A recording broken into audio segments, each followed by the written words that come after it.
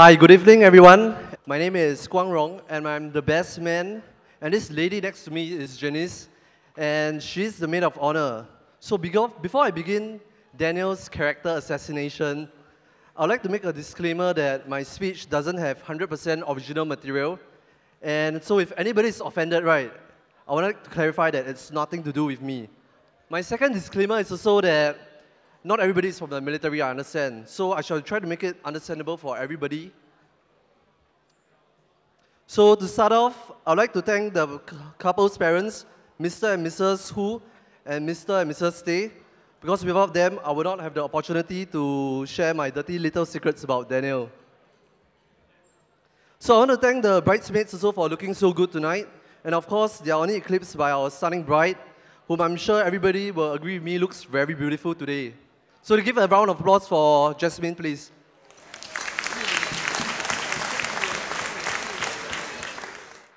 I also want to thank Jasmine again for dropping subtle hints for me to shave my beard.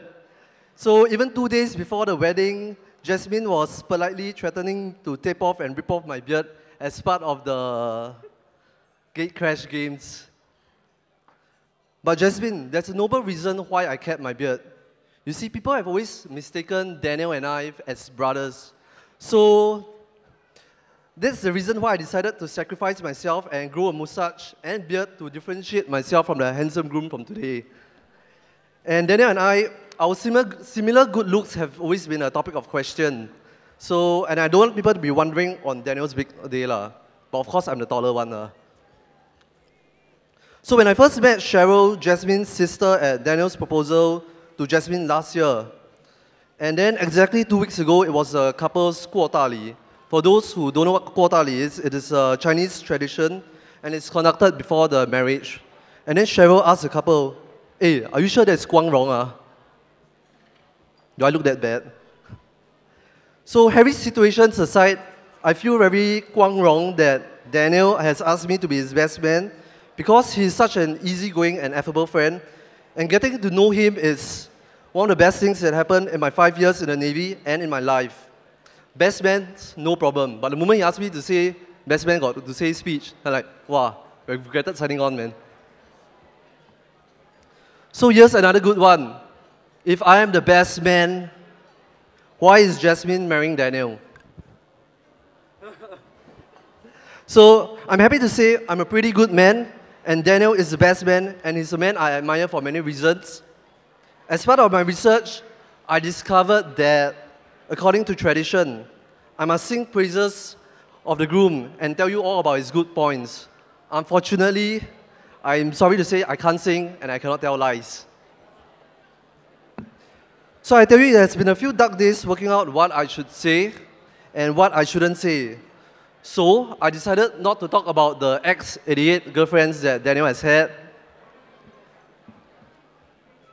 Nor will I tell you about our clubbing shenanigans, how from double O we ended up at the hospital because one of our buddies had too much alcohol to drink. And this is generally the point at the best man speech where I have to share with you how we got wasted and humiliate the grooms with such stories. But unfortunately, when Daniel was out clubbing, I was at the library studying. So I will not tell you how we also realized we both had the same doctor who did LASIK on us. And we chose that clinic because a lot of the nurses there were quite pretty lah. So to all the guys out there who want to do LASIK, right, if you all need to know which clinic to go to, you can just approach Daniel and I. But what I can tell you is, the fateful day that I met Daniel 5 years ago, and it was love at first sight. In all honesty, we met at the Army training shed, and we were both at Foxtrot Wing in Officer Cadet School, and it was just before this Army exercise when we were supposed to be exposed to tear gas. Then it brings me to tears now as I think about it, but we were very, very heng. Because we were both excused from the tear gas chamber exercise, and because we did LASIK. And that's how we got to know about our special LASIK experience. Similarities aside, we also have our differences. For example, I'm quite the relax one corner, take it easy kind, and Daniel is always on the ball and very driven. I always have got quite a deviant mindset, and I've gotten into trouble many times, but Daniel has always been there to offer advice, and I look up to him as an elder brother. There were some low points in my life, and I could feel that some friends were shunning me, but Daniel stood up for me, and he prayed for me. He did not judge me, and neither did he give up on me. I always remember this grab of gratitude for life. So after midshipman being in officer cadet school, we may not have hung out as often, but Daniel has always made the effort to keep in touch, and this is evident as his primary school friends are some of his closest friends, and that is nearly 2 decades of friendship already. So he's an epitome of steady. I've always known Daniel to be very driven, be it at work when I was in the Navy, and this is also true when we were chasing skirts. I still remember the times when Daniel was driving me to church, and he was telling me how he met this teacher and how deeply he fell in love with her. I've never seen Daniel talk about any lady with so much passion and intensity, so I wasn't surprised when Daniel told me that he wanted to propose. But to be honest, I was very surprised how fast Daniel proposed, but 1 year in, from the proposal date to today, after hanging out with the couple, I can say with confidence that Daniel, you picked the right lady, someone who is pretty, someone who is smart, and someone who shares many similarities with you. Like questionable taste buds like tuna with Maggie mee. And more importantly, the same order of love language. Jasmine, when you go over to Australia, don't worry, you'll find yourself in very capable hands, someone who can do housework very well. Our time spent cleaning the wing line when we were midshipmen is a testament to that. Please don't eat Maggie mee with tuna all the time. Jasmine, because I treat Daniel like my brother, you are now my sister, so if you need anything, I will be there for you. And I would like to end off with a quote. Marriage is not about finding a person you cannot live with, it's about finding a person you cannot live without. Thank you. Hi everybody. Okay, that was a really great speech by Guang Rong. Okay, one more time, a round of applause. Okay, so I'm Janice, and I have known Jasmine since, actually we stopped counting for a while, but since we were 13, which would make that about 12 years this year. And unlike Guang Rong and Daniel, ours was not such a love at first sight, you know. Ours was a completely different story. We hated each other. We hated each other's guts, you know. I was the Ang Mo Pai girl in that school, and then she was that alien who taught me all that I needed to know, you know, how to protect myself. And in the end, you know, over a school holiday period, yeah, so, you know, those who see how Miss Tay manages student, you know, with such ease is because she was there once. So, yeah, and eventually she was the one who, you know, taught me, and I think our friendship made us both kind of, you know, the Ang Mo Pai and the alien, so the Ang Mo Liu Lian together. That's what they used to joke about in school. But yes, okay, I'm just going to like come to a little bit of the emotional thing, which is the stuff that I'm a little bit better about. So, you know, between Jess and I, we are different as night and day. So from day one that we knew each other, we always knew that we were different. We don't have much similarity at all. But that is also how I believe that, you know, two persons can actually complement each other and fit together perfectly, you know, even though you are two completely different pieces. You know, a lot of the times when I look at Jasmine, she's a person with a lot of focus, a lot of character strength, and discipline and decisiveness. You know, back in school days, she was, you know, when it comes to differences, she's the one with the short hair, you know, I had the long hair, and then when, you know, we pick a CCA, she has to go all out and do girls' brigade, go under the hot sun. I'll do something really lepak, like go to choir, you know, it's because I don't have to do anything except bring myself in an aircon room, which was, you know, the best.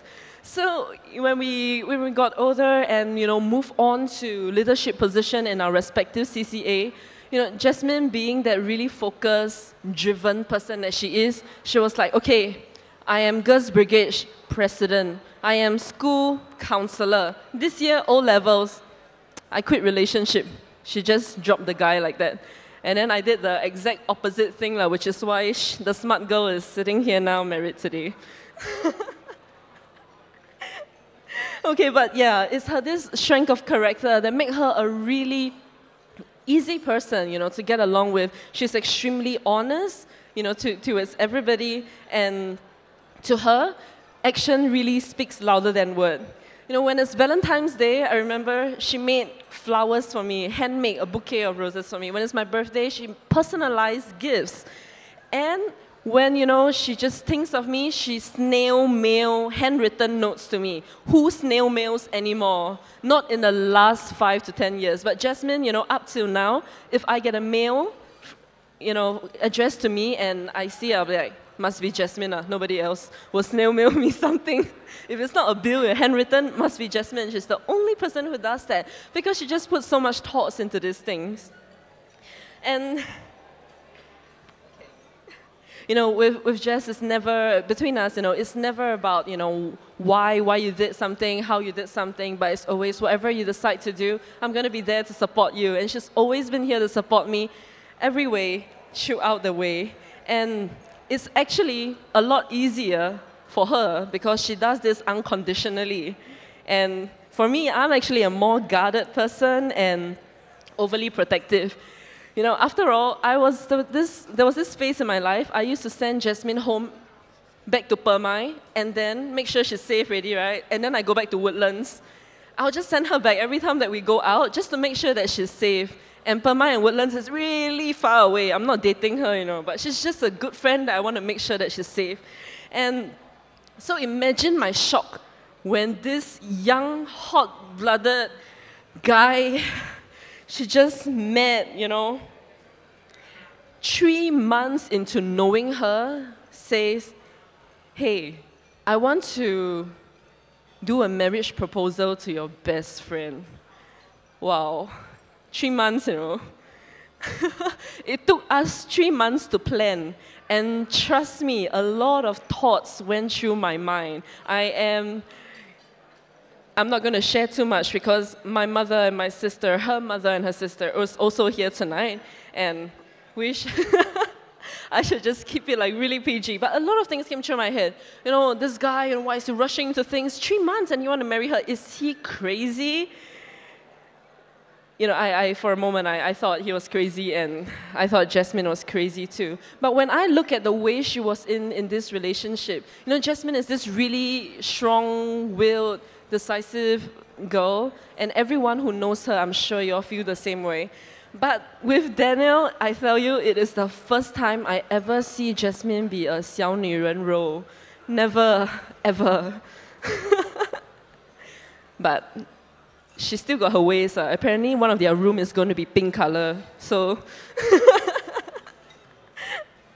but yeah, you know, I believe both Jasmine's parents and my own mother told me the same thing. Find a man who loves you more than you love them. So, you know, less heartbreak. I believe with Daniel, Jasmine didn't heed that warning. But when I look at Daniel and how he courted her and how he put all his heart, you know, into trying to make her happy each time, trust me, there was a point of time I was so annoyed because he wants to surprise her every week and he kept calling me to surprise her. And I was like, again, surprise her. Again, okay, we need to surprise her. But seriously, the amount of thoughts that went into it is amazing. And I think, Daniel, I am not worried, you know, although you are this crazy guy. You know, when my mother first met Daniel, she turned to me and she said, 为什么你不随便一点？这样也很好啊。I look at her and I was like, 这样算随便啊？这种很难找了。You know, Daniel, my first impression, you know, of him to what I know of him today, he is this, you know, I really thank God that, you know, he sent Daniel to Jasmine, this faithful, God-fearing man, you know, who always put God first and put Jess first in a lot of, you know, the things that he plans, the things that he do. And I believe with that, you have a long, long way to go. And they always be, you know, you, each other, and God. And this is going to be a forever love. And I believe that you all will walk through this road together. Jasmine is beyond a best friend to me. She's like a sister. It's been so many years. Oh my God, I said I'm not going to cry. But yeah, she's a sister to me. So welcome to the family, Daniel. You know, all of us, you know the gang. We love you too. And I still cannot believe you're going to have a pink room.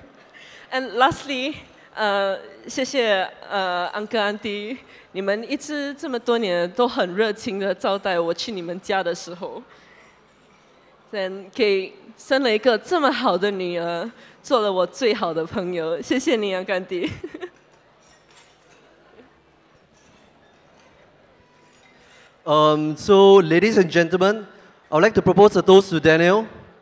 Yes, to Daniel, a better man than me, but for at least one day, I can call myself the best man. I wish Daniel and Jasmine all the best, now and forever. As you both go through life together, always love, respect each other, and always be there for each other. So to Daniel and Jasmine, may you two have a lifetime of happiness together, and the best is yet to come. Cheers! Cheers!